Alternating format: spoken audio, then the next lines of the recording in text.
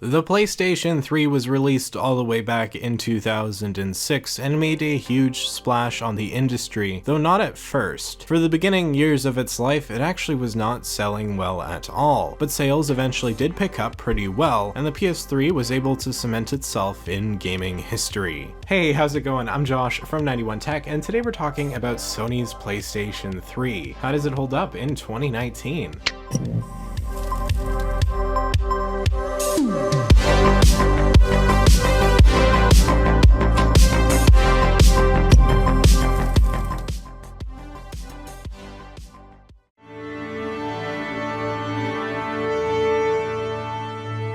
In 2005, the Xbox 360 came out to very positive reception, and a year later, both the PS3 and Wii followed. The Wii was an instant success with a different take on gaming than ever before seen, and it also came at the super fair price of $250. This was juxtaposed with the $500 PS3, a console that only came with 20 gigabytes on the base model and had almost no quality games at launch. It's easy to see how the PS3 had a rough start, but luckily in 2009 this all changed when the slim model was released.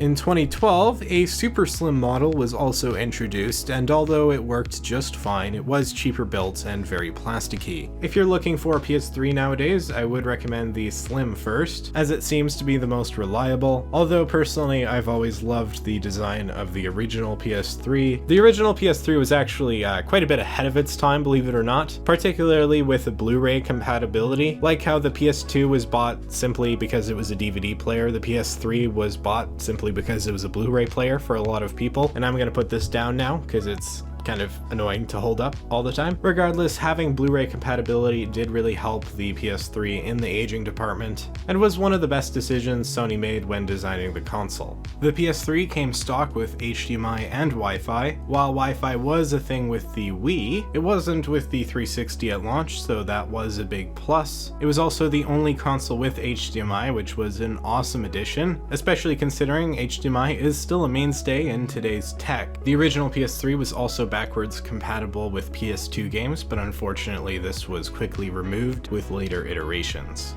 But still, many consider that to be the ultimate PS3, and so they go for quite a bit more money on eBay. This one here isn't one of the ones that can play PS2 games, sadly. And although people consider those to be the best, at least a lot of people do, they aren't perfect, especially because of overheating issues and the yellow light of death. These problems were not nearly as widespread as the red ring of death, but they still did occur and were probably more common than they should have been. Particularly again in these big fat PS3s. One of my favorite things about the PS3 is actually the user interface. It's called the XMB Menu, and it just looks really, really good. I love the way it runs. Honestly, it's one of my favorite things about the PS3, as funny as that is. And while it might not be super important, I really like how simple it is, as well as just effective. It usually performs pretty well, and the HD just makes it really pop. Overall, the PlayStation 3 was a nice piece of hardware for 2006, but it seemed overpriced. I mean, Sony was actually losing money on every model they sold, but $500 was just a lot of money. However, fast forwarding to 2019, and the PS3 has actually aged really, really well. The first PS3 kind of looks a bit futuristic with the glossy finish, although out of place in today's world. The slim PS3 actually doesn't look that unlike a PS4 with the matte black finish. That being said, what's on the inside of the PS3 is definitely a step down from what we have today. The capability of high definition really does this console a lot when it comes to aging well, given that games from this era actually don't look too bad, especially ones released near the end of the cycle. The Last of Us, for example, which really pushed the limits of the PS3, looks amazing for 2006 hardware. It's easily the best looking game of the last generation, at least with graphics that aim to be realistic, and it's insane what they did with it considering it came out in 2013. While the PS3 was technically more capable than the Xbox 360, most games actually performed at a lower resolution and frame rate in comparison. This is due to the PS3's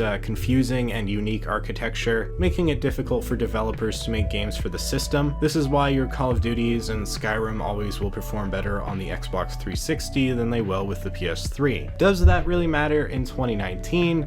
well, yes and no. Technically, the 360 is the best place to play most older games, but the reality is both these consoles are cheap today, and you probably aren't going to be buying one to get the best performance possible. And what really matters here is the games, of which the PS3 really isn't lacking. At its launch, again, it had basically no good games, but this quickly changed as Sony got their act together, and now we have a multitude of iconic titles that were exclusive to the PS3. From the Uncharted series, Last of Us, Killzone, Little Big Planet, God of War, Journey, Infamous, Heavy Rain, Metal Gear Solid, Gran Turismo, and probably another 100 titles people will be mad I didn't mention, there's something here for everyone. My personal favorite game was Gran Turismo 5, it was a lot of fun. I also love the Sly Cooper HD collection simply because it was awesome and a really great remake of the PS2 games. If you've ever had a PS3, you probably have an attachment to some game or another. This console is really worth keeping around just for nostalgia's sake, especially since you can't play these titles on the PS4. That's one thing I really admire about what Xbox is doing, making Xbox One backwards compatible. That's awesome, and I really wish Sony would do that too with the PS4. Obviously, it's too late for that now, and the PS5 apparently is going to be able to play PS4 games, so at least there's that. And if you really don't want to buy a PS3 to play these old games, you could always use PS Now. With PS Now, you are able to stream a decent amount of PS3 games on your PS4 or even PC, all for the low price of $20 per month, which isn't actually that low. You could always get a whole year subscription for $100, so I guess that's a better deal. But if you're only doing that to play the limited amount of PS3 games, I don't know if it's really worth it. With that $100, you could just buy an actual PS3, and you'd probably get a few games and controllers along with it. Plus, once you have the console itself, the games for it are generally dirt cheap. Actually, let's look at how much PS3s cost right now. This can vary, but on average, you can get a pretty nice one for like $100 on eBay, often under that. I think using a local marketplace like Craigslist might actually be the better idea, because often you'll see people trying to offload all their PS3 stuff, which means you can get a pretty good bundle for a relatively cheap price, and you can always negotiate people down with money as well. Of course, this won't always be the case, but I'm just laying out some options if you really want to buy one. That being said, if you're watching this video, you probably already had a PS3 or still have one, so let's talk more about the console itself, or actually the controller. We've already gone over the games, but what's almost more important than the games is how you play them. And the DualShock 3 controller is one of my all-time favorite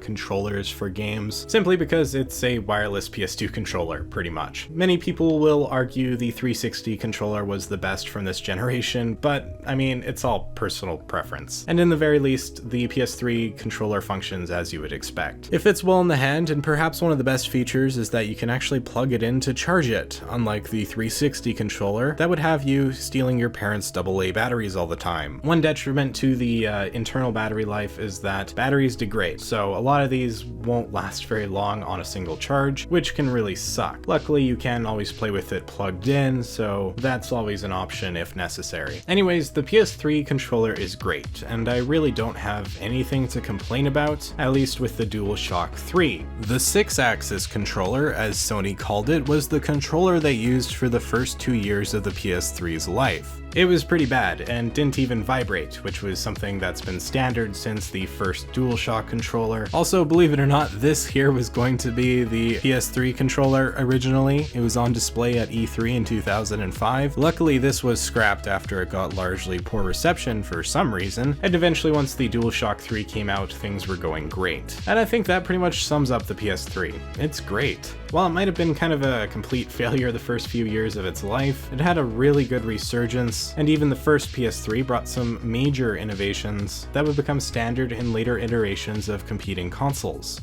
I would argue the PS3 holds up the best against any original Wii or 360, thanks to the HDMI, Wi-Fi, and of course Blu-ray, which really was a system seller. The PS3 is a really cool console, and it's nice to see it holds up so well in 2019. And with that, I think I'm pretty much done here. If you found this video interesting or enjoyable, make sure you hit that like button and subscribe for more content just like this. You could always follow me over on Twitter and Instagram at 91_tech if you want to for some reason. And with that all being said, I'm Josh from 91 Tech, and I will see you all next time.